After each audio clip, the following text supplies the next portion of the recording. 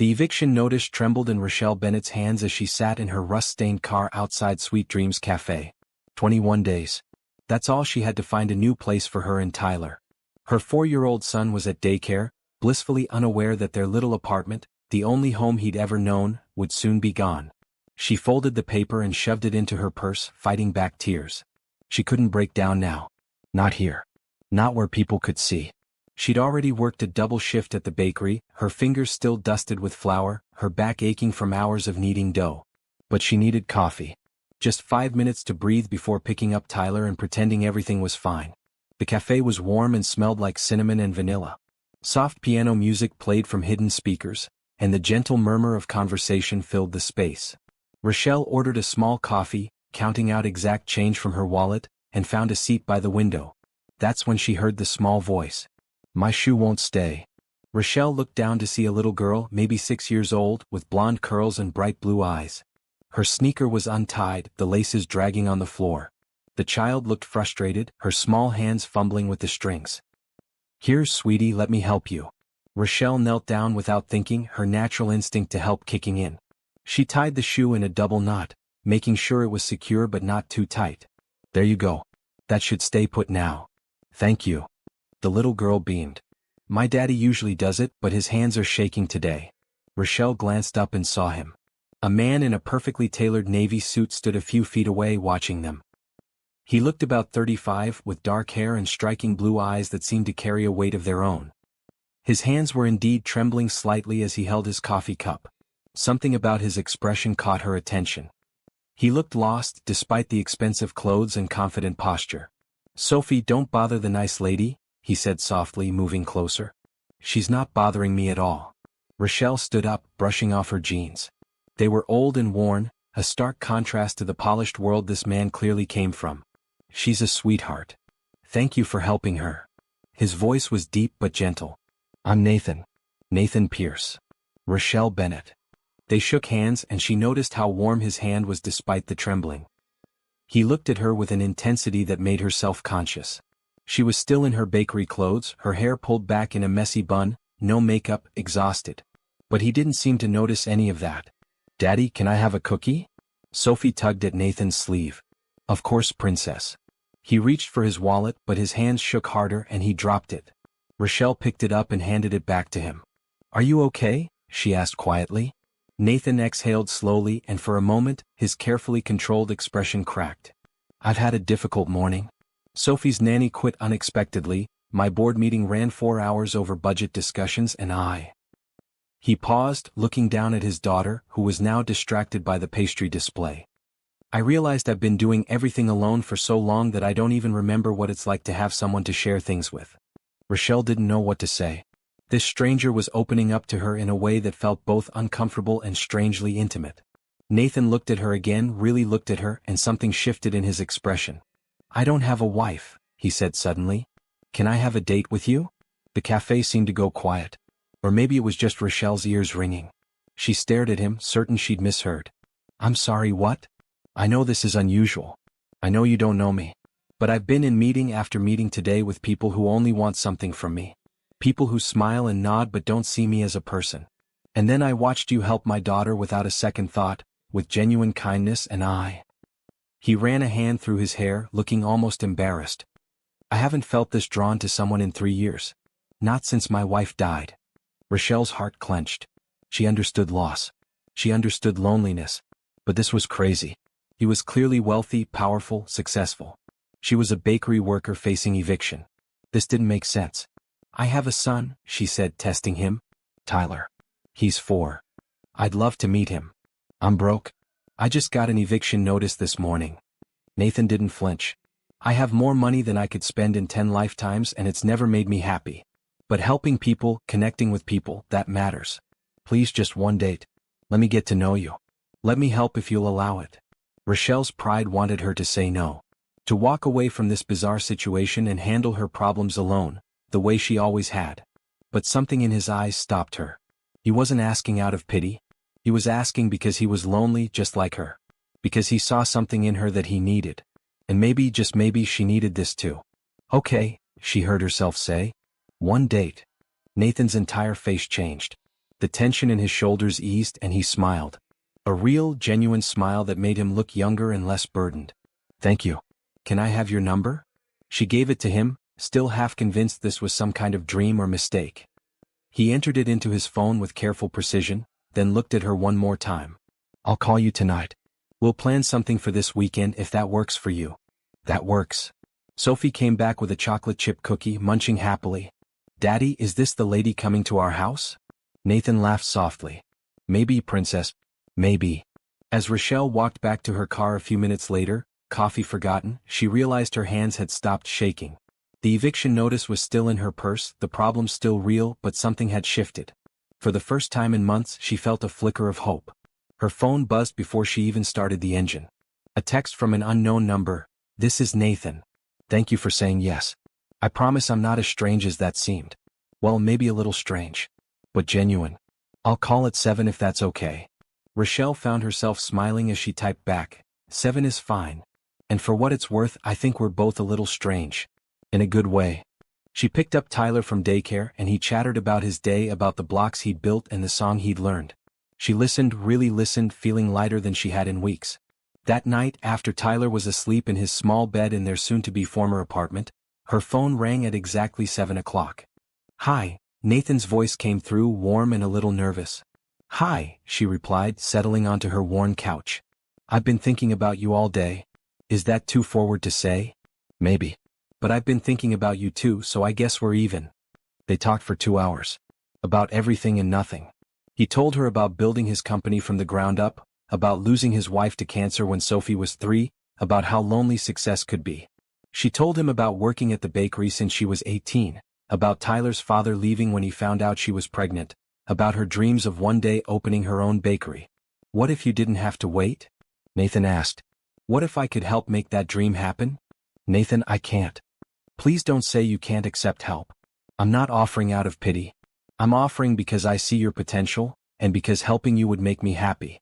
Let me be part of your dream. Rochelle closed her eyes and for once she didn't let her pride speak. Okay, but I want to earn it. I want to work for it. Deal. Now about our date. How do you feel about Italian food? I love it. Perfect. Saturday night, 7 o'clock. I'll pick you up. And Rochelle? Yes. Thank you for giving me a chance. I won't waste it. After they hung up, Rochelle sat in the quiet apartment, listening to the sounds of the city outside her window. Tomorrow she'd still have to figure out the eviction situation. Tomorrow she'd still have bills to pay and a son to feed. But tonight she had hope. And somehow that was enough. Have you ever met someone and felt like your life was about to change forever? Has someone's unexpected kindness ever restored your faith in people? Share your thoughts in the comments below and subscribe to hear how Rochelle and Nathan's story unfolds. Could this chance encounter really lead to something real, or will their different worlds tear them apart? Saturday arrived faster than Rochelle expected. She'd spent the week in a daze, going through the motions at work while her mind kept drifting to Nathan's voice on the phone. They'd talked every night since that first call, conversations that stretched past midnight, covering everything from favorite movies to childhood memories to fears about the future. But now, standing in front of her closet, reality hit hard. She had exactly 3 outfits that could possibly qualify as date-appropriate, and none of them seemed right for dinner with a billionaire CEO. Her hands trembled as she pulled out a burgundy dress she'd bought at a thrift store 2 years ago. It was simple, modest, but at least it was clean and didn't have any stains. Tyler sat on her bed, watching her with curious eyes. Mama, why are you so nervous? I'm going to dinner with a friend, baby. The man from the cafe? Sophie's daddy? Yes. Is that okay with you? Tyler nodded seriously. He seemed nice. Will Sophie be there? Not tonight. But maybe you can play with her another time. Okay. Mama, you look pretty. Rochelle bent down and kissed his forehead. Thank you, sweet boy. Mrs. Chun from next door is going to watch you tonight. Be good for her, okay? At exactly 7 o'clock, her phone buzzed. Nathan was outside. She checked on Tyler one more time, grabbed her small purse and headed downstairs. Her apartment building looked even more run down in the evening light, with its cracked concrete steps and peeling paint. She half expected Nathan to have second thoughts when he saw where she lived. But when she stepped outside, he was standing next to a sleek black car, and his face lit up when he saw her. He wasn't in a suit tonight.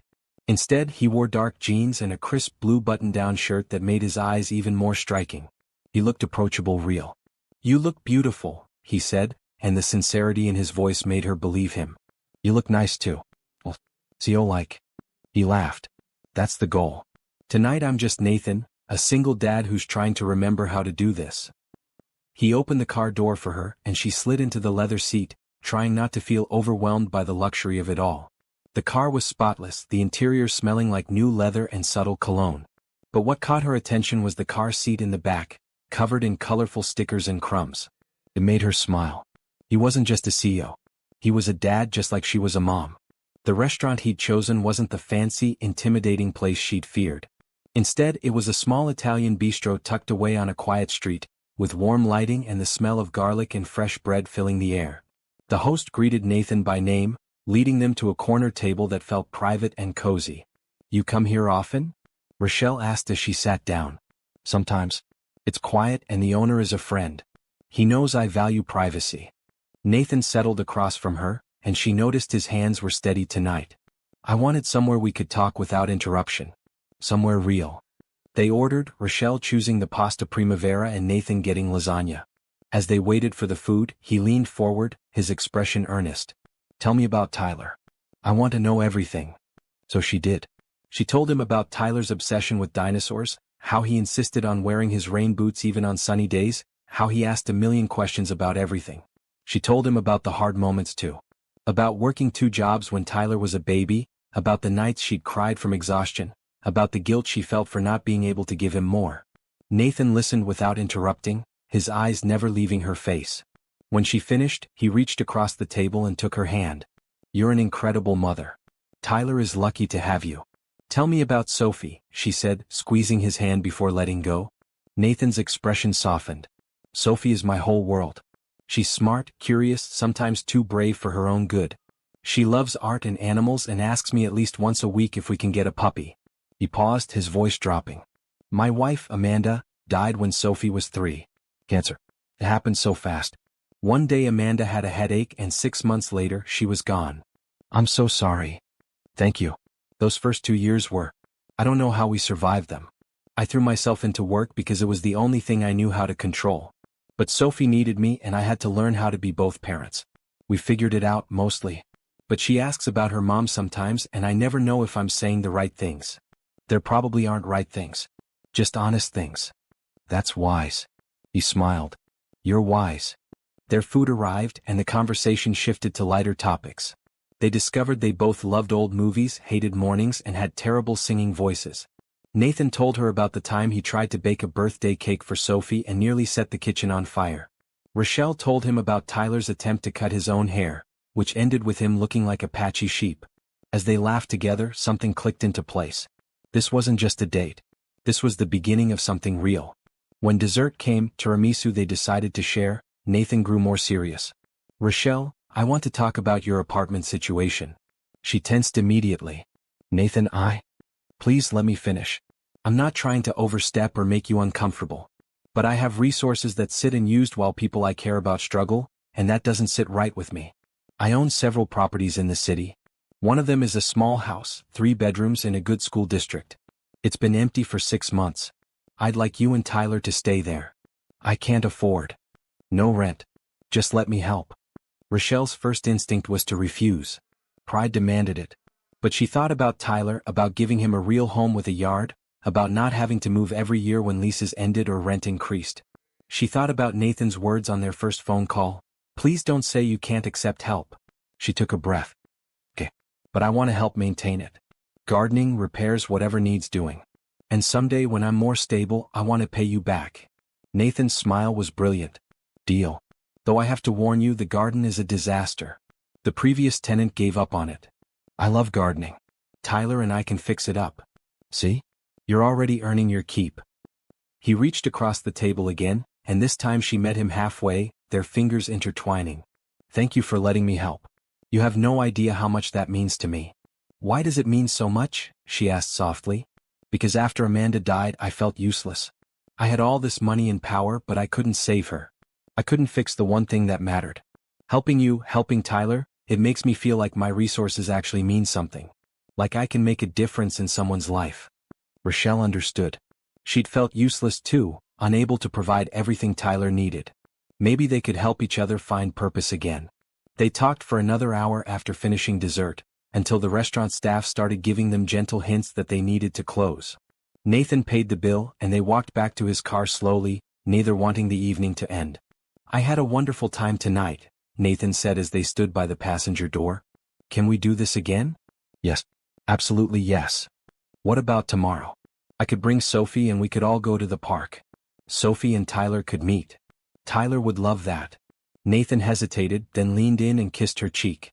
It was brief, gentle, but it sent warmth through her entire body. "Tomorrow then. I'll text you the details."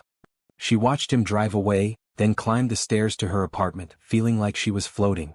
Mrs. Chin reported that Tyler had been an angel, and after thanking her and paying her for the evening, Rochelle checked on her sleeping son. She stood in his doorway watching his chest rise and fall, and whispered a promise. "Things are going to get better, baby. I can feel it." Her phone buzzed. A text from Nathan, "Home safe?" She replied, "Yes. Thank you for tonight. For everything. Thank you for saying yes. To all of it. Sleep well, Rochelle." She crawled into bed, exhausted but happy. Outside her window, the city hummed with its usual chaos, but inside she felt peaceful. Tomorrow they'd go to the park. Tomorrow Tyler would meet Sophie and Nathan. Tomorrow was a new beginning. And for the first time in 4 years, Rochelle let herself believe that maybe, just maybe, everything would work out. Sunday morning dawned bright and clear, the kind of perfect autumn day that makes everything feel possible. Rochelle dressed Tyler in his favorite red shirt and jeans, trying to calm the butterflies in her stomach. This wasn't just another playdate.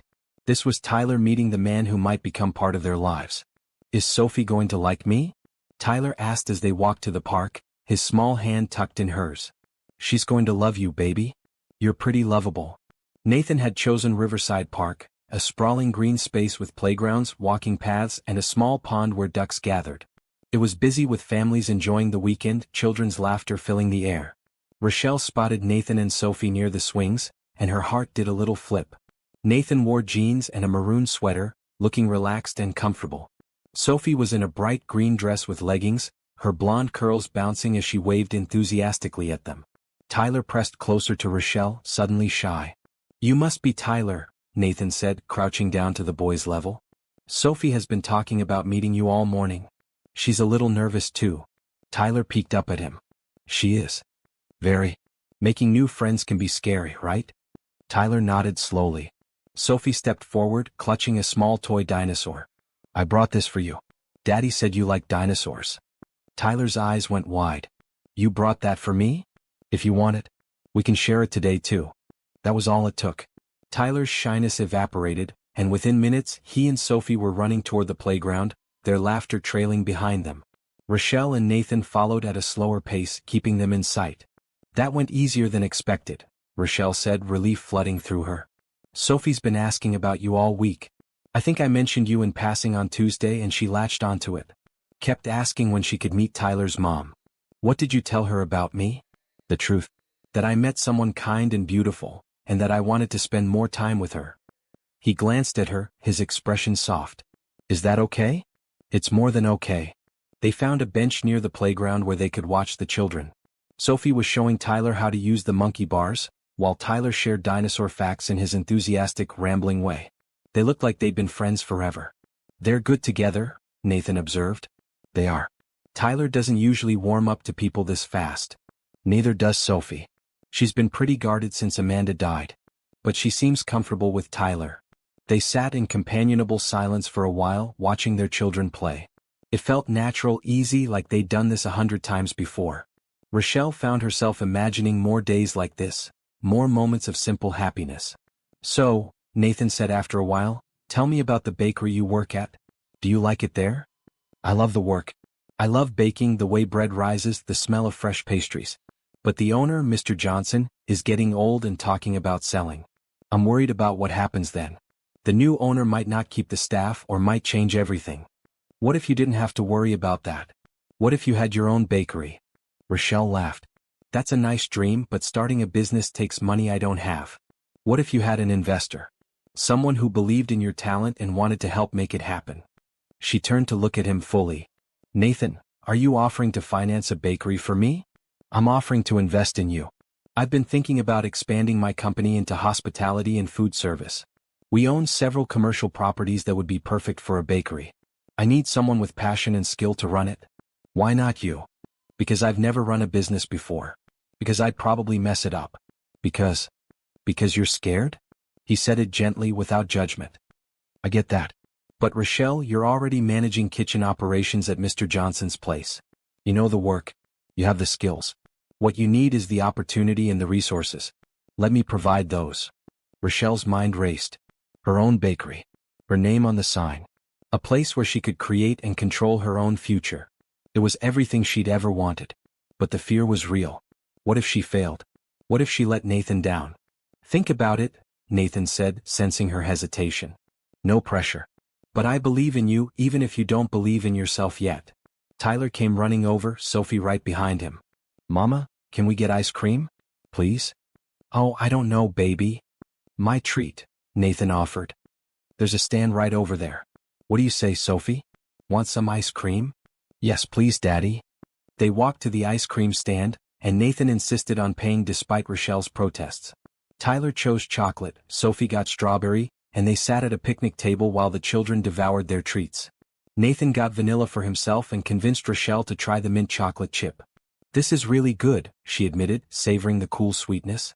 Everything's better when shared with good company, Nathan said, and the way he looked at her made her feel like the most important person in the world. After ice cream, they walked around the pond, the children running ahead to chase ducks, gently after Nathan reminded them not to scare the birds. Sophie held Tyler's hand, chattering about her school and her art class. Tyler told her about his daycare and his best friend Marcus. Wait, no, his best friend Brandon, who he hadn't mentioned to Rochelle before.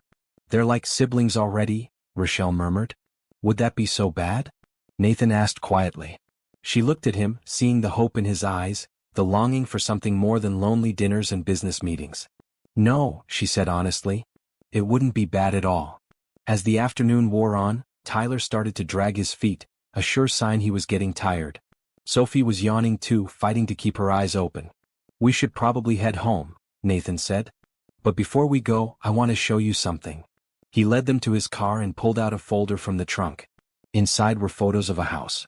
A beautiful, modest house with blue siding, a front porch and a yard with overgrown flower beds. This is the place I mentioned. The 3-bedroom house. He showed them picture after picture. A cozy living room with a fireplace. A kitchen with space for a table. 2 bedrooms upstairs and one on the main floor. A backyard with an old swing set. Nathan, this is too much, Rochelle breathed. It's sitting empty. I'd rather have it filled with life and laughter. With you and Tyler. He looked at her seriously. Move in, please. Not as charity but as friends helping each other. You need a home and I need to know I'm making a difference. Let this be the start of something good for all of us. Rochelle looked at the photos, then at Tyler, who was leaning against her leg, nearly asleep standing up. She thought about their tiny apartment, about the eviction notice, about all the nights she'd worried about their future. And she thought about Nathan's words, let me help. Okay, she said. We'll move in. And thank you. From the bottom of my heart, thank you. Nathan's smile was radiant. Thank you for trusting me. How about next weekend? I can hire movers or we can do it ourselves if you prefer. Next weekend sounds perfect. They said their goodbyes with Sophie and Tyler exchanging sleepy waves. On the drive home, Tyler curled up in his seat and said softly, Mama, I like Nathan and Sophie. Can they be our family? Rochelle's eyes filled with tears. Maybe, baby. Maybe they can. That night, after putting Tyler to bed, she sat on her worn couch and looked around the apartment that had been home for 2 years. It wasn't much, but it had been theirs. Now they were moving on to something better, something brighter. She pulled out her phone and texted Nathan, Thank you for today. For everything. You and Sophie are already becoming family to us. His reply came quickly, You and Tyler are becoming family to us too. Sleep well. Dream big. Tomorrow we start planning your future. Rochelle did dream that night. She dreamed of a bakery with her name on the sign, of a house with a yard where Tyler could play, of Nathan and Sophie at the dinner table, of a life she'd stopped believing was possible. And for the first time in years, those dreams felt within reach. The week passed in a blur of packing, planning and phone calls. Nathan handled everything with the efficiency of someone used to making things happen. He arranged for movers, had the house cleaned and utilities turned on, and even bought new furniture for Tyler's room.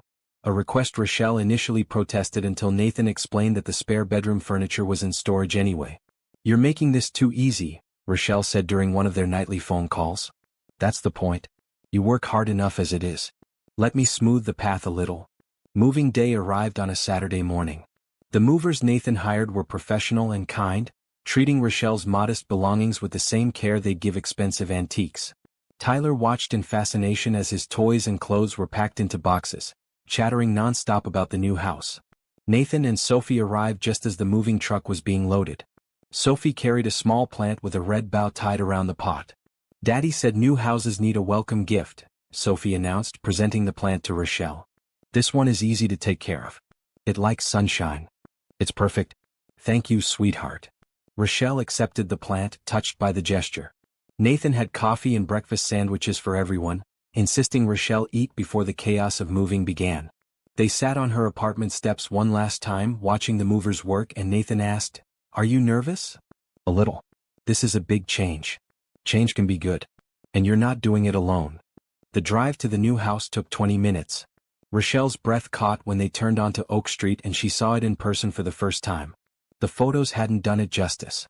The house was charming, with its blue siding and white trim, flower boxes under the windows, currently empty but full of potential, and a wooden porch with space for chairs. "Mama, is this really ours?" Tyler asked, awe in his voice. "Yes, baby. This is our new home." The moving truck pulled up and the organized chaos began. Nathan helped direct furniture placement, hefting boxes alongside the movers despite his expensive clothes. Sophie and Tyler explored every corner of the house, their excited voices echoing through the empty rooms. By afternoon, the major furniture was in place.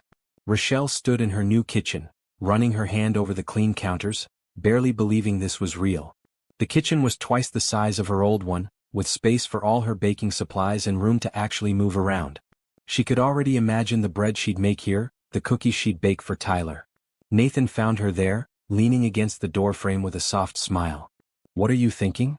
"I'm thinking this doesn't feel real. 2 weeks ago I was facing eviction. Now I'm in this beautiful house and I keep waiting to wake up." "It's real. You're here. You deserve this." He stepped into the kitchen. "Speaking of new beginnings, I have something for you." He pulled out another folder, this one containing detailed plans for a bakery. Floor layouts, equipment lists, budget projections. "I've been working with my commercial properties team. There's a space downtown, corner lot, lots of foot traffic.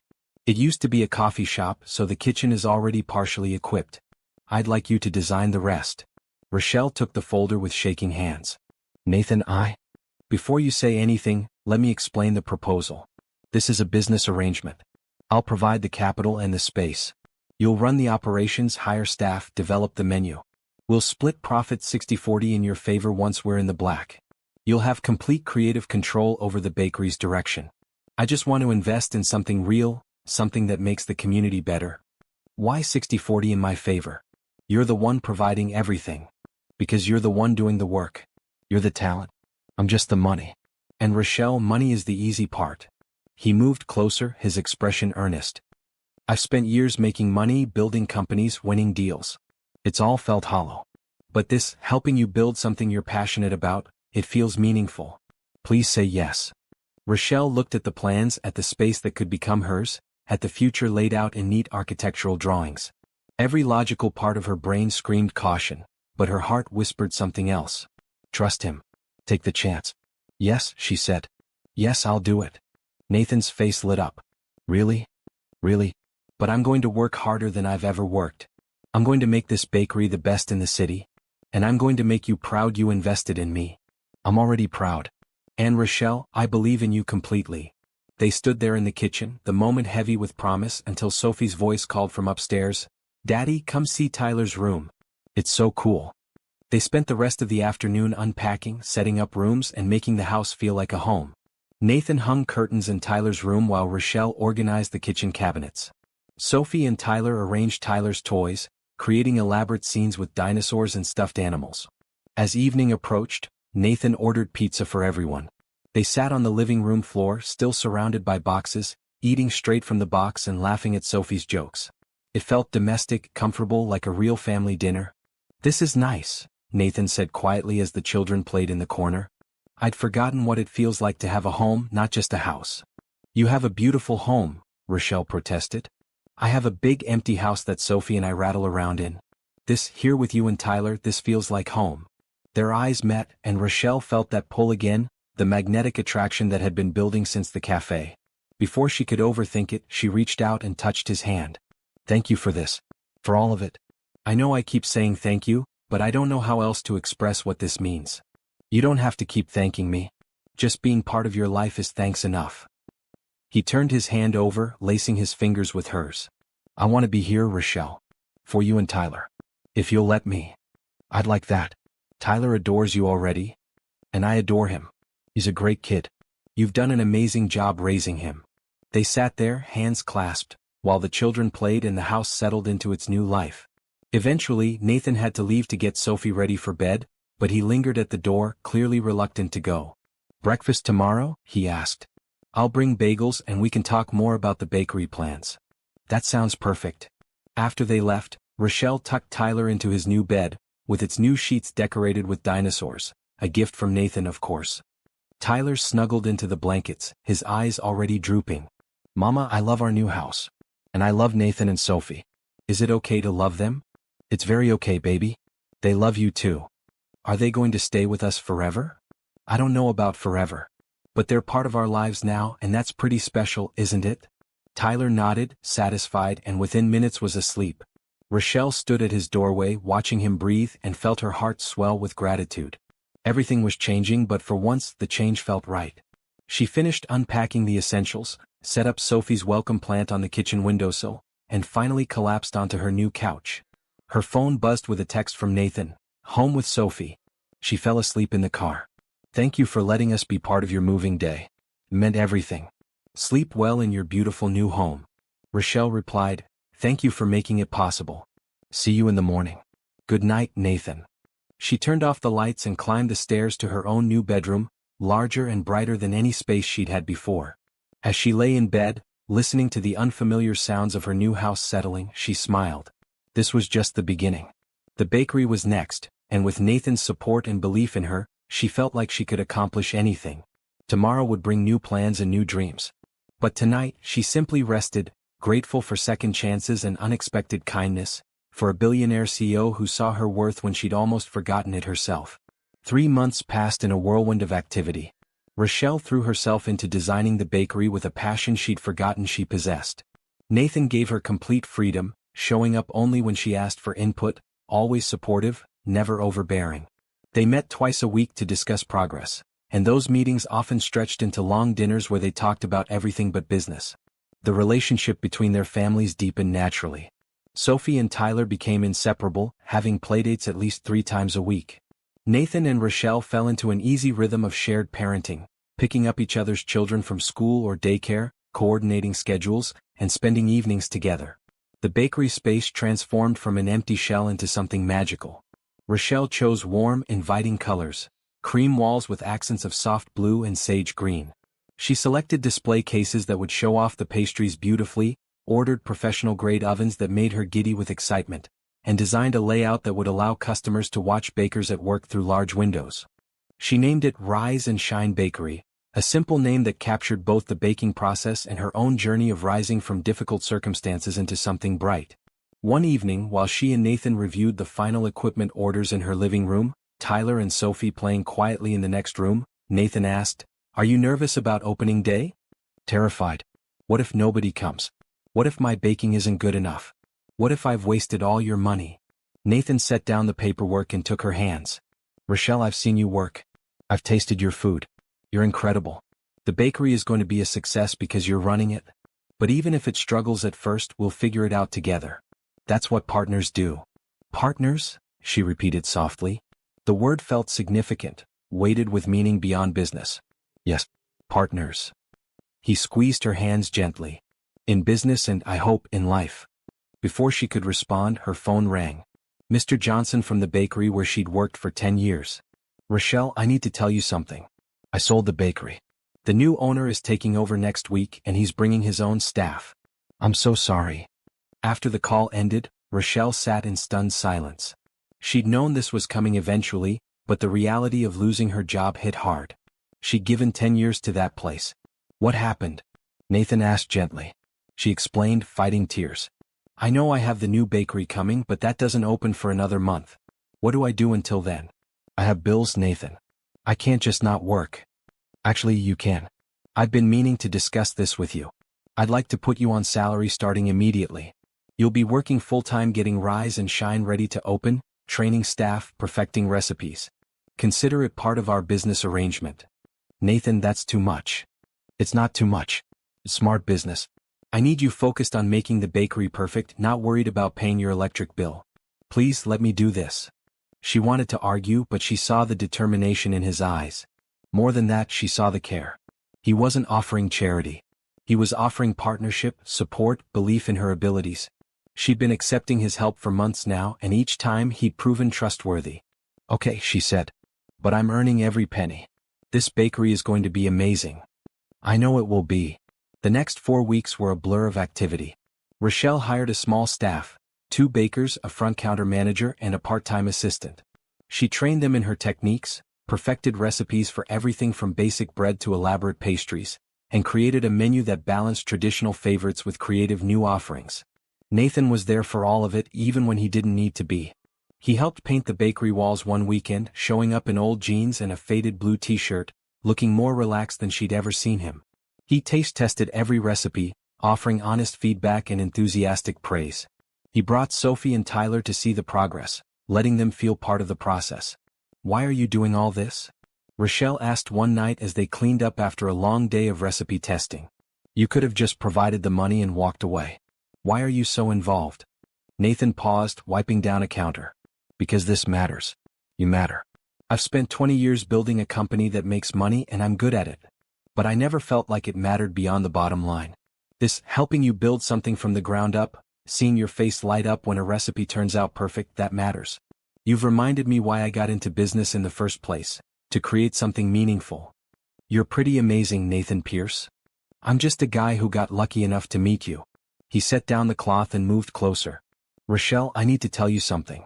These past few months, getting to know you, seeing you with Tyler and Sophie, working on this dream together, I've realized something. I'm falling in love with you. Actually, I think I've been falling since that day in the cafe. Rochelle's heart hammered in her chest. She'd felt it too, this growing connection, this deepening bond. But hearing him say it out loud made it real, terrifying, and wonderful all at once. I'm falling in love with you too, she admitted. I've been trying to keep this professional, but I can't help it.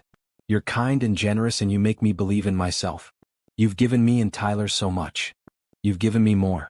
You've given me a reason to come home at night. You've given Sophie a mother figure who genuinely cares about her. You've given me hope that life can be good again, that I can be happy again. He reached up and cupped her face gently. Can I kiss you? Really kiss you? Yes. The kiss was slow and sweet, full of promise and possibility. When they pulled apart, both were smiling. So what now? Rochelle asked. Now we keep doing what we're doing. Building the bakery, building our relationship, building a life together. He grinned. But maybe with more kissing. She laughed.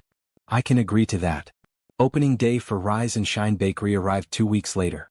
Rochelle was up at 4 in the morning, her stomach a knot of nerves and excitement. Nathan arrived at 5 with Sophie and Tyler in tow, all of them ready to help however they could. By 9 o'clock, when they unlocked the doors, a line had formed outside. Word had spread about the new bakery, thanks to some strategic social media posts Nathan had helped arrange.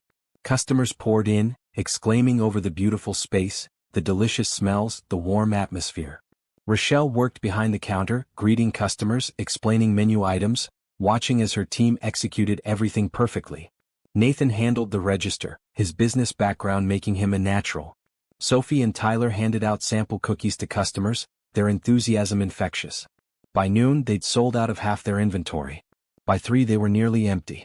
When they finally closed the doors at 6, exhausted and exhilarated, Rochelle looked around at the empty display cases and felt a surge of triumph. We did it, she breathed. You did it, Nathan corrected. This is all you, Rochelle. Your recipes, your vision, your hard work. Her staff had already left, and the children were in the small office area, watching a movie on Tyler's tablet. Nathan and Rochelle stood in the middle of the bakery, the evening sun streaming through the windows, and he pulled her into his arms. I'm so proud of you. Watching you today, seeing you in your element, it was incredible. You're incredible. I couldn't have done this without you. You believed in me when I didn't believe in myself. I just saw what was already there. The talent, the passion, the determination. I just gave you the opportunity to show the world. He kissed her forehead. This is just the beginning. Rise and Shine is going to be the best bakery in the city. We're going to be the best, she corrected. Partners, remember? Partners, he agreed and kissed her again, this time deeper, full of love and pride and joy. From the office they heard Tyler's voice. Are they kissing again? And Sophie's delighted response, yes. Does that mean we're going to be a real family? Nathan and Rochelle broke apart, laughing.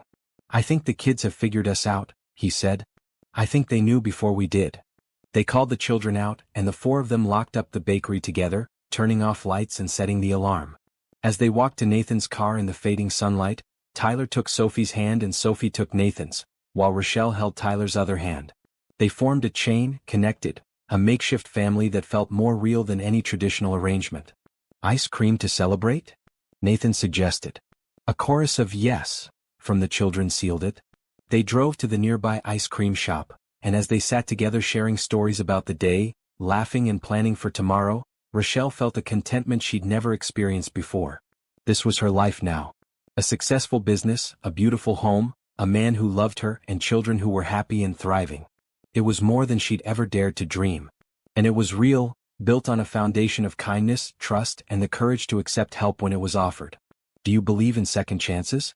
Have you ever been afraid to accept help, only to find out it was exactly what you needed?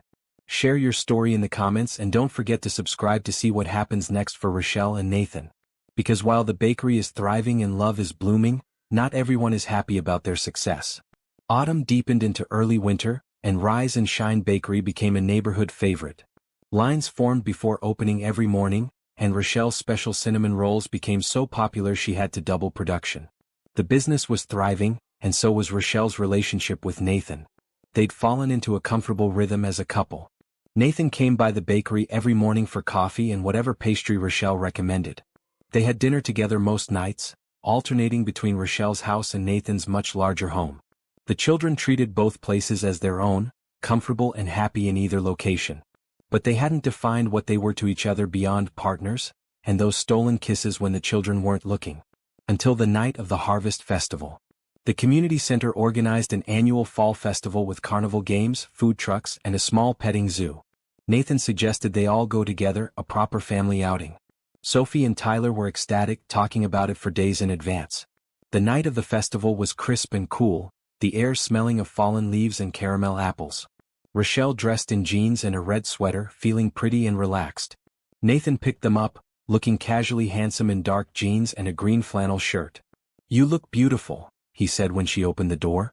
You look pretty good yourself. The festival was magical.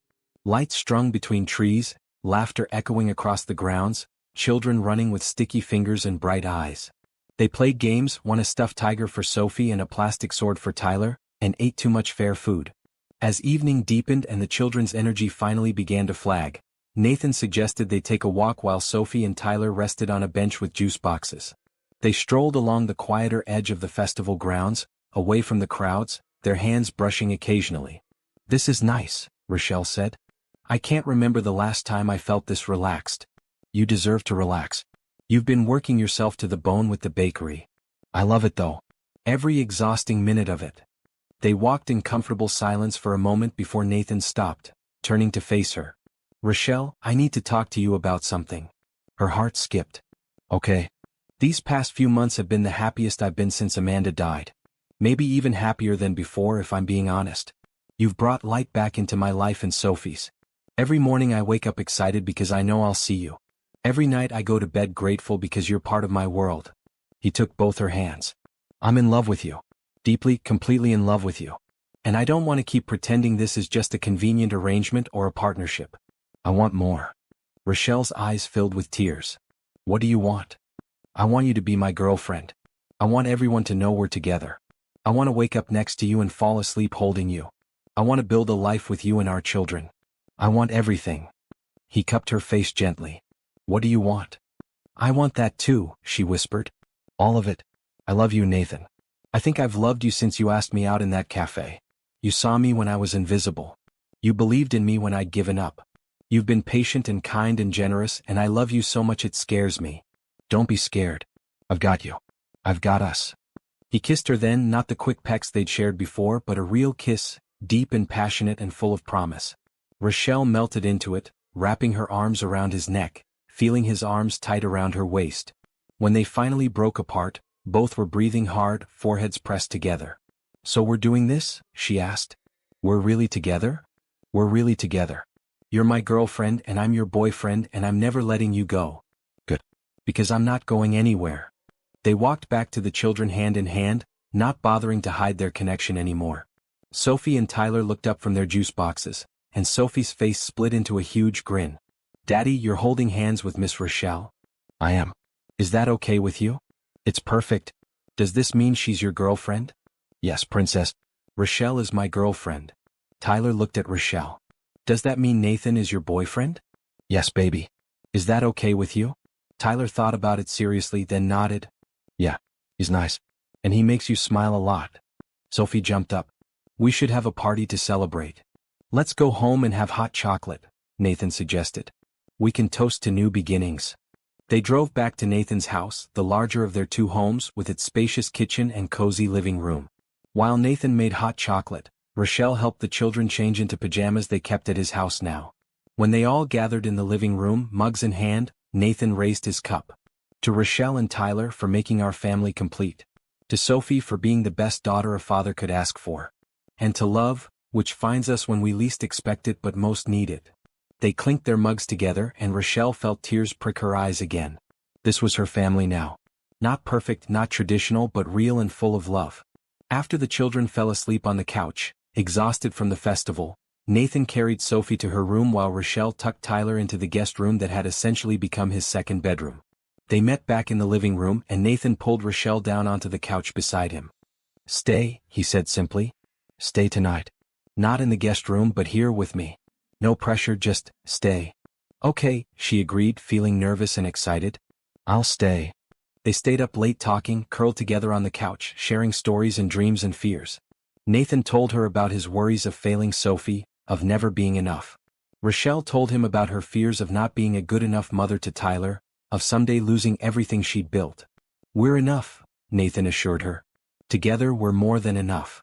They fell asleep on the couch, wrapped in each other's arms, and when morning came, Rochelle woke to find Nathan watching her with soft eyes. Morning, he murmured. Morning. How long have you been awake? A while. I was just watching you sleep and thinking how lucky I am. I'm the lucky one. We're both lucky. Sophie and Tyler appeared in the doorway, still in their pajamas, and Sophie announced, Daddy's making pancakes. He said we're celebrating. Celebrating what? Tyler asked. Celebrating being a family, Nathan said, standing and offering Rochelle his hand. Come on, girlfriend. Let's make breakfast together. The word girlfriend sent a thrill through her. They made pancakes together, the children helping pour batter and flip with supervision, and the kitchen filled with laughter and the smell of maple syrup. It was domestic and wonderful and everything Rochelle had never known she wanted. Over the next few weeks, they settled into their new relationship. Nathan introduced Rochelle as his girlfriend at business events, and she felt pride seeing how naturally he included her in his world. She introduced him to her few close friends, who immediately loved him and approved wholeheartedly. The bakery continued to thrive, and Nathan was there for every milestone. The first time they had to hire additional staff, the first big catering order, the first feature in a local food magazine. He celebrated her success as if it were his own, and she leaned on him when things got stressful. One night, lying in bed at her house, Nathan had started staying over regularly. Rochelle traced patterns on his chest and said, I need to tell you something. Anything. I've been thinking about the future.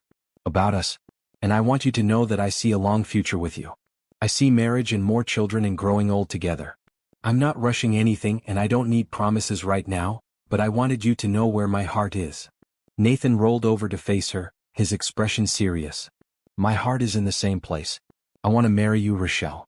I want you to be my wife and Sophie's mom. I want to adopt Tyler and make him legally mine. I want to have more children with you if you want that. I want everything. He kissed her forehead. I'm not rushing either, but I want you to know, this isn't temporary for me. You're my future. You're my future too. They held each other in the darkness, comfortable in their commitment, excited for what lay ahead. Outside, the world continued its chaos, but inside, wrapped in each other's arms, everything was peaceful and right. Love had found them in a cafe when they least expected it. Now it was growing, deepening, becoming the foundation of a life neither had dared to imagine. And the best part? They both knew this was just the beginning. The knock on Rochelle's door came on a Tuesday evening, just as she was cleaning up from dinner. Nathan had gone home to grab some paperwork, planning to return later. Tyler was watching a cartoon in the living room. She opened the door expecting a delivery or a neighbor. Instead, she found Jerome standing on her porch. Tyler's father. The man who'd walked out when she was 6 months pregnant, claiming he wasn't ready for fatherhood. She hadn't seen him in nearly 5 years, hadn't heard from him in 4. And now here he was, looking older but recognizable, wearing jeans and a blue jacket. "Rochelle," he said, and his voice was exactly as she remembered. "Can we talk? What are you doing here?" Her hand tightened on the door frame. "I know I'm the last person you want to see, but I've been getting my life together and I want to be part of Tyler's life. I want to meet my son." Rochelle's first instinct was to slam the door. Her second was to scream. But she did neither. Instead, she stepped onto the porch and pulled the door mostly closed behind her. "You can't just show up after 5 years and expect to be welcomed back." "I know. I was young and stupid and scared. I messed up. But I'm different now. I have a steady job, a stable place to live. I'm ready to be a father. Tyler doesn't know you. He's never asked about you because I told him you weren't around. He's fine without you. We're both fine. I saw the article. About your bakery. I saw you with that guy, the rich one. You're doing well and I'm happy for you. But I should be part of Tyler's life. I'm his father." Before Rochelle could respond, Nathan's car pulled into her driveway. He got out, taking in the scene immediately. Rochelle tense on the porch, a strange man standing too close to her. He approached quickly, his expression alert. "Everything okay?" Nathan asked, positioning himself between Rochelle and Jerome. "Who are you?" Jerome demanded. "Nathan Pierce. Rochelle's boyfriend. And you are?" "Jerome. Tyler's father." The air went tense. Nathan glanced at Rochelle, who nodded slightly, confirming Jerome's identity. Nathan's expression hardened. "I see. And you're here because I want to see my son. Be part of his life. This is between Rochelle and me. It doesn't concern you. Everything concerning Rochelle and Tyler concerns me. They're my family." Jerome's expression darkened. "Family?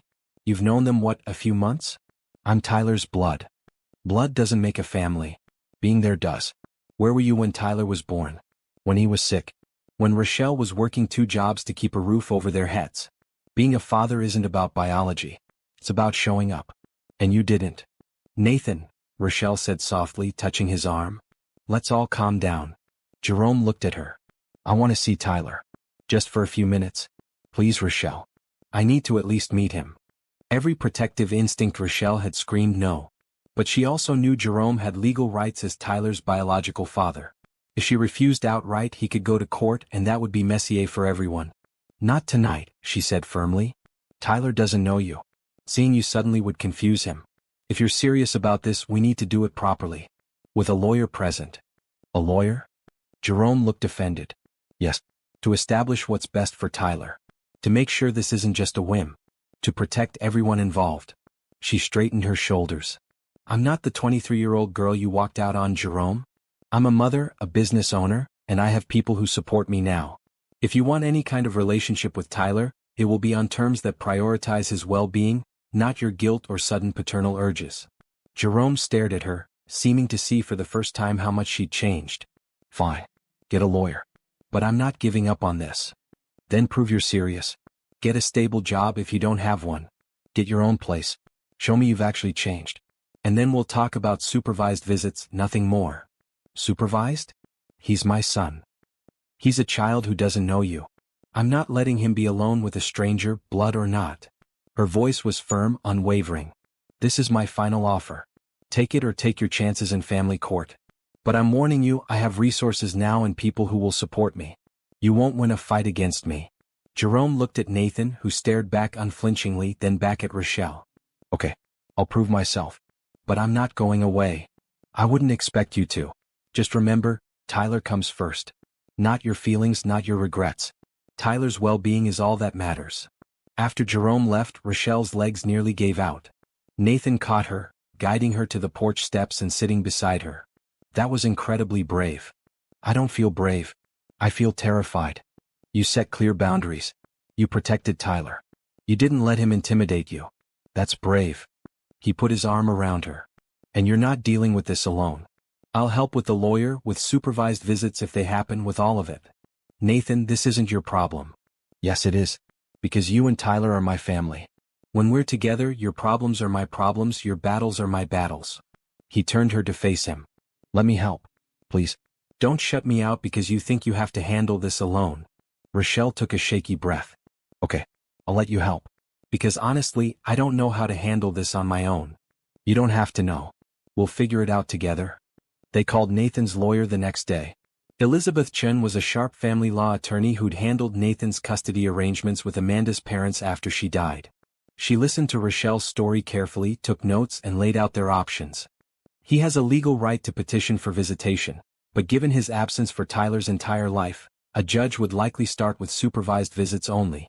If he's serious about being involved, he'll have to prove stability and commitment over time.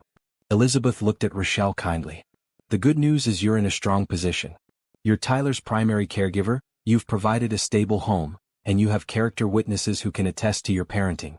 The court will prioritize Tyler's best interests, which means minimizing disruption to his life. What if he takes us to court? Rochelle asked. Then we fight. And we win. But my guess is he'll either lose interest when he realizes how much work involved parenting actually is, or he'll accept the terms you've set. Most parents in his position do one or the other. Jerome did reach out again through proper channels this time. He requested supervised visitation, and after several weeks of legal back and forth, they established a plan, 2 hours every other Saturday at a neutral location with a professional supervisor present. The first visit was at a family services center. Rochelle brought Tyler, who was confused and nervous. Nathan came along for support, waiting in the car during the actual visit. Mama, who is that man? Tyler asked, holding her hand tightly. His name is Jerome. He's someone who knew you when you were a baby. He wants to get to know you now. Do I have to? Let's just meet him once and see how it goes. If you're uncomfortable, we can leave. The visit was awkward but peaceful. Jerome brought a toy truck, which Tyler accepted politely but without enthusiasm. They colored together under the supervisor's watchful eye, making stilted conversation. Tyler kept looking at the door, clearly wanting to leave. After an hour, Rochelle ended the visit, claiming Tyler was tired. In the car, Tyler crawled into Nathan's lap in the back seat and said, I don't like him. He's weird. You don't have to like him, buddy, Nathan said gently. But your mom wants to make sure you have the chance to know him in case that's important to you someday. Can you be my dad instead? I like you better. Nathan's eyes met Rochelle's in the rearview mirror, both of them emotional. I'd be honored to be your dad, Tyler. If that's what you want and what your mom wants. Is it okay, Mama? It's very okay, baby. After 3 visits, Jerome called Rochelle and said honestly, I'm not ready for this. I thought I was, but being around Tyler just makes me feel guilty and anxious. He's a great kid, but he doesn't need me. He has you and Nathan. Maybe someday I'll be ready, but not now. Rochelle felt relief wash over her. Okay. If you change your mind in the future, we can revisit this. But right now I think you're right. Tyler is happy and stable, and that's what matters most. For what it's worth, you did a great job raising him alone. I'm sorry I wasn't there to help. Thank you for saying that. Take care of yourself, Jerome. After the call ended, she sat on her couch and cried, releasing months of tension. Nathan found her there, pulled her into his arms and held her while she sobbed. It's over, she said when she could speak again. He's backing off peacefully. Because you were strong. You protected Tyler and stood your ground. I'm so proud of you. I couldn't have done it without you. Having you there, knowing you had my back, that made all the difference. That's what love is. Being there when it matters most. She pulled back to look at him. I've never had that before. Someone who stands with me instead of running when things get hard. It means everything. You'll have it for the rest of your life. I'm not going anywhere. They told Tyler that evening that Jerome wouldn't be coming around anymore. Tyler's relief was visible. Then Nathan sat down with him and said, Your mom and I have been talking. If it's okay with you, I'd like to start the process of becoming your legal dad. Not to replace anyone, but to make official what's already true, that I love you and want to be your father in every way. Really? Tyler's eyes went wide. Really? Would you like that? Tyler launched himself at Nathan, wrapping his small arms around Nathan's neck. Yes. I want you to be my dad. Rochelle watched them, her heart full, and knew that facing her past had been necessary to fully embrace her future. Jerome's appearance had been scary, but it had also shown her how far she'd come and how strong she'd become. And it had shown her that Nathan's love wasn't conditional or fleeting. He was in this for the long haul, committed to her and Tyler completely. Later that night, after Tyler was asleep, Nathan and Rochelle sat on her back porch, looking at the stars. That was a rough few weeks, Nathan said. But we made it through. We did. Together. Together, she agreed and sealed it with a kiss that tasted like promise and forever. The invitation arrived on elegant cream cardstock with gold lettering. The Riverside Annual Charity Gala. Nathan showed it to Rochelle one evening at the bakery, looking slightly apologetic. I know these things aren't your favorite, but this one is important. My company is one of the main sponsors and I'm expected to attend. He took her hand. Will you come with me? As my date. Rochelle looked at the invitation, her stomach fluttering with nerves. Nathan, that's your world. Billionaires and board members and people in designer clothes. I don't know if I belong there. You belong anywhere I am. And these people need to meet you, see what I see. Someone brilliant and kind who's building something meaningful. He squeezed her hand. I want you there, Rochelle. I want everyone to know you're the most important person in my life. How could she say no to that? Okay, I'll go. But I'll need a dress. Already taken care of. At her surprised look, he grinned. I may have presumed. There's a boutique downtown and the owner is a friend. She's expecting you tomorrow for a fitting. Everything's been arranged. Nathan. I know I'm overstepping. But please let me do this. Treat it as a business expense since you're going as my partner. The next day, Rochelle went to the boutique with Sophie in tow, nervous but also a little excited. The owner, Mariah, was warm and welcoming, showing them dress after dress. Sophie gave enthusiastic opinions on each one, and finally they found it, an emerald green gown that fit Rochelle perfectly. It had a modest neckline, elegant lines, and made her feel beautiful. That's the one, Mariah declared. You look stunning. Sophie clapped. Miss Rochelle, you look like a princess. Rochelle hardly recognized herself in the mirror. The dress transformed her from a baker in flour-dusted clothes to someone sophisticated and confident. Nathan paid for this? He did. And before you protest, he was very clear that this was important to him. He wants you to feel as beautiful as you are. The night of the gala, Rochelle was a bundle of nerves. Nathan picked her up, looking devastatingly handsome in a tailored black suit. When he saw her in the dress, his expression went soft. You're breathtaking, he breathed. Absolutely breathtaking. You clean up pretty well yourself. They drove to the event at a luxury hotel downtown. The ballroom was magnificent, with crystal chandeliers, elegant table settings, and a who's who of the city's elite. Rochelle felt out of place immediately, but Nathan kept his hand on the small of her back, grounding her. Breathe, he murmured. You've got this. And I've got you. The evening started well. Nathan introduced her to business associates and friends, all of whom were polite and welcoming. She talked about the bakery, answering questions about how she got started and what made Rise and Shine special. Some people seemed genuinely interested. Others were clearly just being polite. Then they ran into Gordon Walsh. Gordon was Nathan's age, with graying hair and cold eyes. He approached their table during dinner, drink in hand, his smile not reaching his eyes. Nathan. Good to see you. And this must be the famous baker everyone's talking about. Rochelle Bennett, Nathan said, his tone carefully neutral. Rochelle, this is Gordon Walsh. He owns Walsh Industries. Ah yes, the bakery girl. I've heard quite a bit about you. Gordon's tone was condescending. Must be quite the change from serving pastries to attending galas with the city's elite. Rochelle felt her face heat but kept her composure. It's different certainly. But I'm proud of the work I do. Of course. And it's admirable that Nathan is helping small business owners. Very charitable of him. The implication was clear, that Rochelle was a charity case, not a legitimate partner. Nathan's expression hardened. Rochelle isn't a charity case. She's a brilliant businesswoman who's created something special. Rise and Shine is already profitable and growing. If anything, I'm lucky she agreed to let me invest. Still, must be nice having a billionaire boyfriend to smooth the way. Not everyone has that advantage. Gordon sipped his drink. Tell me, Miss Bennett, How does it feel knowing people wonder if you're with Nathan for his money? Gordon, Nathan said sharply, standing up. That's enough. But Rochelle put her hand on Nathan's arm, gently pushing him back into his seat. She looked Gordon directly in the eye. People can wonder whatever they want. I know why I'm with Nathan and he knows. We don't need to justify our relationship to anyone, certainly not to someone who seems more interested in tearing people down than building anything meaningful. Gordon's smile faltered. Rochelle continued, her voice steady. I'm with Nathan because he's kind, because he believes in people, because he makes me want to be better. The money has nothing to do with it. In fact, if Nathan lost everything tomorrow, I'd still love him just as much. Can you say the same about the relationships in your life? Do people love you for who you are or for what you have? The table had gone quiet. Gordon's face reddened. You're quite bold for someone so far out of her depth. I'm not out of my depth. I'm exactly where I'm supposed to be. Next to a good man who sees value beyond bank accounts and business deals. Now if you'll excuse us, Gordon, we have better company to enjoy. Nathan stood, offering Rochelle his hand, and they walked away together. Several people at nearby tables nodded approvingly at Rochelle. Once they were out of earshot, Nathan pulled her aside, his eyes shining. That was incredible. You were incredible. He made me angry. Nobody talks about you like that, like you're just an open wallet. Nobody's ever defended me like that before. Not even.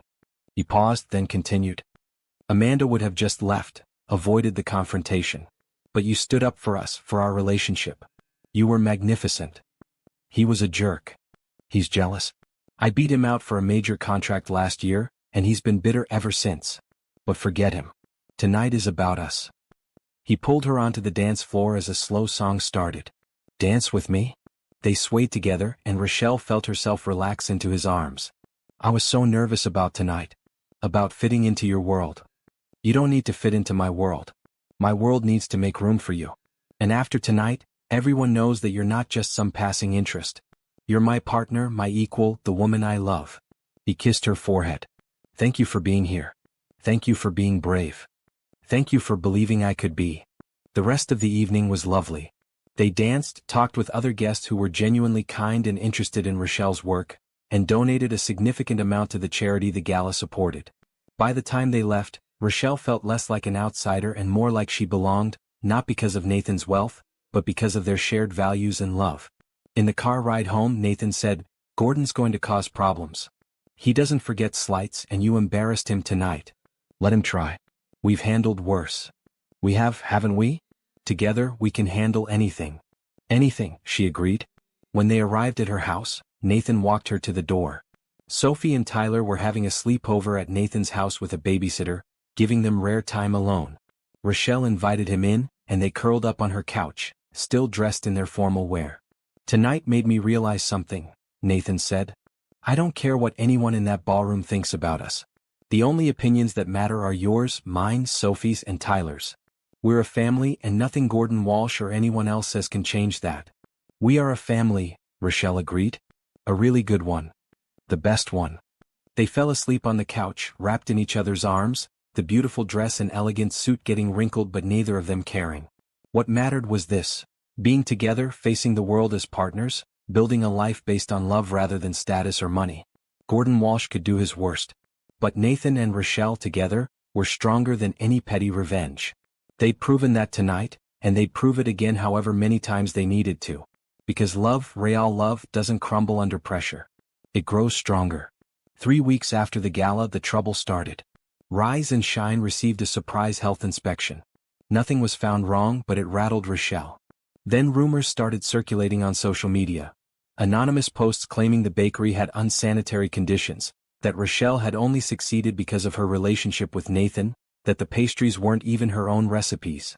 At first, Rochelle tried to ignore it. But when customers started asking questions, when sales dipped slightly, she knew something was wrong. Nathan figured it out first. This is Gordon. Has to be. The timing is too convenient. What can we do? We can't prove it's him. No, but we can investigate. Nathan called Elizabeth Chin, his lawyer, and within days she'd uncovered evidence. Emails from a marketing firm Gordon had hired, social media accounts linked to his company employees, even a payment to someone claiming they'd gotten food poisoning from the bakery, though no such report existed with the health department. Elizabeth presented the evidence to Nathan and Rochelle in her office. This is harassment and defamation. You have a strong case to pursue legal action. More importantly, you can use this to pressure Gordon into backing off. Rochelle studied the documents, anger building inside her. Gordon was trying to destroy everything she'd built, all because his ego had been bruised. I want to confront him. That's not advisable, Elizabeth cautioned. Let me handle this professionally. No. Rochelle stood, her decision made. I want to look him in the eye and tell him he won't win. I want him to know that I'm not backing down. Nathan looked at her with pride and concern. If that's what you want, I'll support you. But I'm coming with you. Of course. We do everything together, remember? Elizabeth arranged a meeting at Gordon's office under the pretense of discussing a settlement. Gordon agreed, probably thinking they were going to beg him to stop. He was in for a surprise. Gordon's office was sleek and modern, all glass and steel, designed to intimidate. He sat behind a massive desk, that same cold smile on his face. Nathan. Miss Bennett. To what do I owe this pleasure? Rochelle walked up to his desk and placed the folder of evidence in front of him. We know what you've been doing. The fake health inspection complaints. The social media rumors. The paid reviews claiming food poisoning. All of it. Gordon's smile didn't waver. I have no idea what you're talking about. We have emails. Financial records. IP addresses. Everything we need to prove you've been conducting a targeted harassment campaign against my business. Rochelle's voice was steady, strong. The question is, do you want this to become public? You're bluffing. Nathan leaned forward. Try us. I have resources you can't imagine, and I'll use every single one to protect Rochelle and her business. We can do this quietly or we can do it in court with the media watching. Your choice. Even if I did do these things which I'm not admitting, why would I stop? You humiliated me at the gala. No, Rochelle corrected. You humiliated yourself by being petty and cruel. I just called you on it. And now you're proving that I was right about you. You care more about ego than integrity. Gordon's facade cracked slightly. You don't understand how business works in this city. Relationships matter. Reputation matters. You come in from nowhere and suddenly you're the darling of the community, all because you're sleeping with Nathan Pierce. My success has nothing to do with who I'm dating and everything to do with my work. People come to Rise and Shine because the food is good, the atmosphere is welcoming, and we treat customers with respect. That's something you apparently don't understand. She crossed her arms. Here's what's going to happen. You're going to stop your harassment immediately. You're going to issue a public apology, something vague about misunderstandings, and wish us well. And you're going to donate $50,000 to a culinary school scholarship fund in my name. Gordon laughed. You think I'm going to do all that? Yes. Because if you don't, we're filing a lawsuit tomorrow. And unlike your quiet whisper campaign, a lawsuit will be very public. Every media outlet in the city will cover it. Your clients will know. Your competitors will know. Your reputation, which apparently matters so much to you, will be in ruins. She leaned on his desk. I'm not some scared girl you can push around. I'm a businesswoman with resources and a partner who will move heaven and earth to support me. So you have a choice. Back down gracefully or lose spectacularly. What's it going to be? The room was silent. Gordon looked between Rochelle and Nathan, calculation in his eyes. Finally he nodded slowly. Fine. I'll issue a statement and make the donation. But stay out of my way from now on. Gladly. I have better things to do than waste time on people like you. Rochelle straightened up. Oh, and Gordon? If you ever come after me or my business again, I won't be this generous. There won't be a meeting or a warning. I'll just crush you legally and publicly. Understood. Understood. They left his office, and Rochelle didn't realize she was shaking until they reached Nathan's car. He pulled her into his arms immediately. You were a warrior in there. I've never seen anything like it. I was terrified. You didn't show it. You were strong and confident and you didn't back down for a second. He kissed the top of her head. I'm so proud of you. So incredibly proud. I couldn't have done it without you. Knowing you were there, that you'd support me no matter what, that gave me courage. That's what we do. We give each other courage. True to his word, Gordon issued a public statement the next day, apologizing for any misunderstandings or confusion regarding Rise and Shine Bakery and wishing them continued success. He also made the donation to a culinary scholarship fund, which Rochelle ensured was publicized. The response from the community was overwhelming. Sales at Rise and Shine increased. Customers came in specifically to show support. Other small business owners reached out, sharing their own stories of being targeted and thanking Rochelle for standing up to Gordon. A week after the confrontation, Rochelle was working at the bakery when a woman came in, probably in her 50s, well-dressed and confident. "Are you Rochelle Bennett?" "Yes, can I help you?" "I'm Diane Morrison, president of the City Small Business Association. I've been following your story and I'm impressed. We'd like to invite you to speak at our annual conference about overcoming adversity and standing up for your business. Would you be interested?" Rochelle's first instinct was to say no, that she wasn't a speaker, just a baker. But then she thought about how scared she'd been at Gordon's office, and how she'd found her courage anyway. Maybe her story could help others. "Yes, I'd be honored." That evening, she told Nathan about the invitation. He wasn't surprised. "You're becoming a role model. People see your strength and want to learn from it." "I don't feel like a role model. I feel like someone who's just trying to keep her head above water. That's what makes you relatable. You're real. You struggle and overcome and don't pretend it's easy." He pulled her close. "But Rochelle, you need to see what I see. An amazing woman who's built something from nothing, who faces down bullies, who doesn't let anyone define her worth. You're incredible. Only because you believe in me. I believe in you because you're worth believing in. But it's time you start believing in yourself too." She rested her head on his chest, listening to his heartbeat, and realized he was right. Somewhere along the way, she'd stopped being the scared single mom facing eviction. She'd become a business owner, a partner, a fighter. She'd become someone who didn't just survive but thrived. "Thank you," she whispered, "for seeing me, for believing in me, for standing beside me through all of this. Thank you for letting me, for trusting me, for loving me." He tilted her face up to kiss her. "We make a pretty good team. The best team." And as they stood in her living room, the children asleep upstairs, the bakery thriving, their relationship strong and tested, Rochelle felt a peace she'd never known. Whatever challenges came next, they'd face them together. And together they were unstoppable. 6 months passed. Rise and Shine Bakery opened a second location, this one run by Rochelle's former co-worker from Mr. Johnson's Bakery. The scholarship fund in Rochelle's name had helped 3 students attend culinary school. Sophie and Tyler were inseparable, calling each other brother and sister. And Nathan's adoption of Tyler was moving through the courts smoothly. It was a Saturday morning in late spring, the kind of day that makes you believe in new beginnings. Nathan had suggested a trip to the beach, a place 2 hours away that he'd visited as a child. Rochelle packed snacks and sunscreen, and they loaded the children into Nathan's car, everyone excited. The beach was beautiful, white sand, blue water, seagulls calling overhead. Tyler and Sophie ran toward the water immediately, Nathan chasing after them while Rochelle set up their spot. She watched her little family play in the waves, and her heart felt so full it might burst. Nathan came back after a while, sand in his hair and a grin on his face. "They're building a sandcastle. We've got a few minutes." "Good. I'm happy just watching." "Rochelle." His tone made her look at him. He seemed nervous, his hands fidgeting.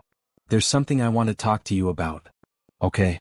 These past 10 months have been the best of my life. You've changed everything for me and Sophie.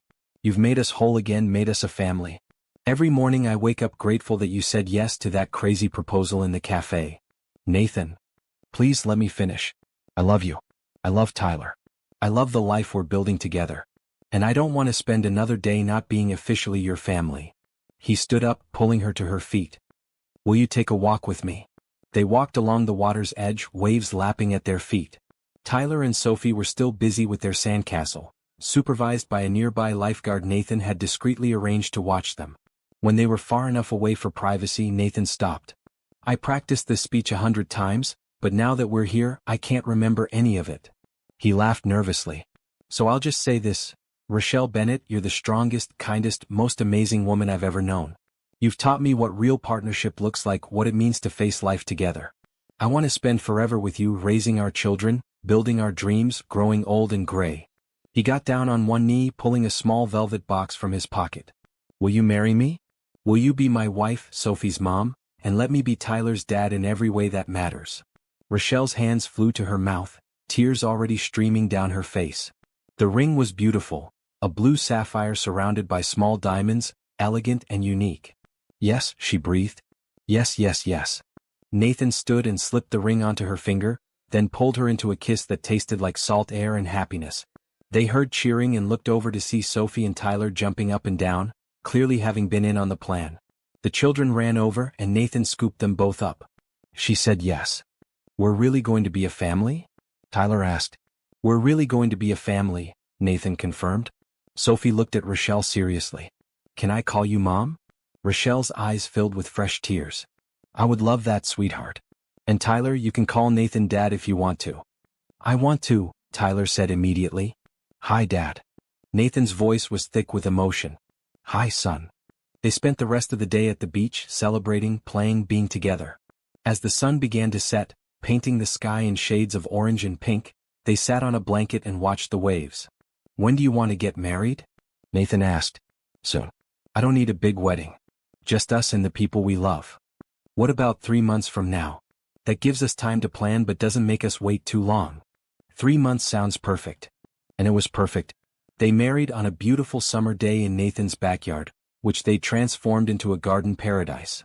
Rochelle wore a simple cream-colored dress, not white. She was a practical woman, and Nathan wore a navy suit with a blue tie that matched her ring. Sophie was the flower girl, Tyler the ring bearer. The ceremony was small. Close friends, Nathan's business associates who'd become genuine friends, Rochelle's former co-workers, Sophie's grandparents, Amanda's parents who'd welcomed Rochelle with open arms. Elizabeth Chen officiated, and there wasn't a dry eye when Nathan and Rochelle exchanged vows they'd written themselves. I promise to stand beside you, Rochelle said, through every challenge and every joy. I promise to believe in your dreams and support your goals. I promise to love Sophie as my own daughter and to build a family filled with kindness and hope. I promise to accept your help when I need it and to offer mine in return. Most of all, I promise to love you, Nathan Pierce, for all the days of my life. Nathan's vows were simple but powerful. I promise to cherish you, to value your strength, to celebrate your successes. I promise to be the father Tyler deserves and the husband you've always needed. I promise to stand with you against any challenge and to make you laugh when times are hard. I promise to love you, Rochelle Bennett, now and forever. They sealed their vows with a kiss and everyone cheered. Tyler and Sophie ran up to hug them, and the four of them stood together, a family united not by blood alone but by choice and love. The reception was joyful and relaxed. They danced, ate good food from Rise and Shine Bakery of course, and celebrated late into the evening. During their first dance as husband and wife, Rochelle whispered, I never imagined this. Never dreamed I could be this happy. Neither did I. But here we are. Here we are. 3 months after the wedding, Nathan's adoption of Tyler was finalized. They held a small ceremony at the courthouse, and when the judge declared Nathan legally Tyler's father, Tyler jumped into Nathan's arms and said, Now it's official. You're really my dad. I always was, buddy. This just makes it legal. 2 years later, Rochelle gave birth to a baby girl they named Hope, because that's what had brought them together in the first place. Sophie and Tyler were devoted older siblings, arguing over who got to hold her first, who could make her smile the most. Rise and Shine Bakery had 5 locations across the city. Rochelle hired a general manager to handle day-to-day operations so she could focus on creative development and spend more time with her family. Nathan had stepped back from some of his CEO responsibilities, promoting a trusted executive and focusing more on projects that actually interested him. On Hope's first birthday, as they gathered in their backyard, they'd long since moved into Nathan's larger house, turning Rochelle's house into a rental property that helped fund her scholarship program. Rochelle looked around at their life. Tyler and Sophie were teaching Hope to walk, holding her hands while she took wobbly steps. Nathan was at the grill laughing with friends. The garden Rochelle had planted years ago was blooming. The sun was shining. Everything was exactly as it should be. Nathan came up behind her, wrapping his arms around her waist. What are you thinking about? I'm thinking about that day in the cafe. If I'd said no, if I'd let my pride keep me from accepting your help, none of this would exist. We wouldn't exist. But you said yes. You were brave enough to accept help, to take a chance, to believe that things could get better. I was desperate enough, she corrected with a smile. Then thank God for desperation. He kissed her neck. Though I prefer to think of it as faith. You had faith that I was genuine, that we could build something real. I had faith because you earned it. Every single day you showed me I could trust you. They stood together, watching their children play, and Rochelle marveled at how much her life had changed. From a struggling single mom facing eviction to a successful businesswoman, wife and mother of 3. From loneliness to a love she'd never imagined possible. Thank you, she said softly. For what? For seeing me that day. For asking me out. For believing in me. For loving me and Tyler. for giving us this beautiful life. Thank you for saying yes. To the date, to the house, to the bakery, to marriage, to all of it. Thank you for letting me love you and be part of your world." He turned her around to face him. "I meant what I said in my vows. You've given me more than I ever gave you. You gave me purpose, family, love. You gave me everything. We gave each other everything." "Yes, we did." As the sun set over their backyard, turning the sky brilliant shades of orange and gold, they kissed while their children played and friends laughed. It was a moment of perfect happiness, built on a foundation of kindness, hope, and love. Just as it should be. That night, after the party ended and the children were asleep, Nathan and Rochelle lay in bed talking quietly. "Do you ever miss the old days?" Nathan asked. "Before things got complicated with the businesses and schedules? Sometimes I miss the simplicity. But I wouldn't trade this life for anything. Would you?" "Not for a second. Though I do sometimes miss that first kiss at the Harvest Festival. Everything felt so new and exciting." "Everything still is new and exciting. We're just excited about different things now. Like Hope's first words or Tyler's upcoming school play or Sophie's art show." "True." He pulled her closer. "You know what I love most about our life?" "What?" "That we built it together. Not me rescuing you or you fixing me, but both of us working together to create something better than either of us could have alone. That's what love is. Working together. Building together. Choosing each other every single day. And I choose you, Rochelle Pierce. Today and every day. I choose you too, Nathan. Always." They fell asleep wrapped in each other's arms, content and grateful for the journey that had brought them here. From a chance encounter in a cafe to a lifetime of love. From two broken families to one whole one. From loneliness to belonging. It hadn't always been easy. There were challenges and struggles, fears and doubts. But they'd faced everything together with kindness and hope and love as their guides. And in the end that was what mattered most. Not the money or the success or the big house. But the love. The family. The choice to stand together through every storm and every celebration. That's what happily ever after really means. Not the absence of problems but the presence of partnership. Not perfection but commitment. Not fairy tale magic but real, honest, everyday love. And as Rochelle drifted off to sleep, she smiled, knowing that their story, which began with a simple, "I don't have a wife, can I have a date with you?" had become something beautiful and lasting. A story of second chances and new beginnings. A story of hope triumphant and love victorious. Their story. And it was only just beginning.